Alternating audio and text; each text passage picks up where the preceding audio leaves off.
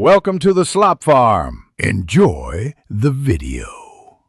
Open Settings on your Android phone to begin changing home button behavior. Scroll down and tap System or Gestures depending on your device.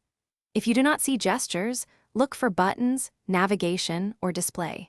Tap Navigation or Home to open the specific controls for the Home button. You will now see options for Navigation Mode, Home button sensitivity, and gesture shortcuts. Stay on the screen to prepare for selecting your preferred navigation method and sensitivity level.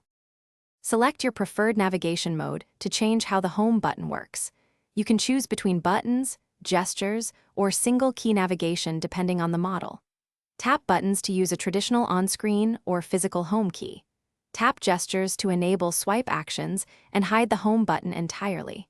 Use the sensitivity slider to make the Home response firmer or lighter. Confirm your choice by testing the Home action on the home screen or in apps. Customize additional Home button actions like double tap and long press shortcuts. Tap advanced or additional settings to assign actions such as Assistant, Camera, or Screenshot.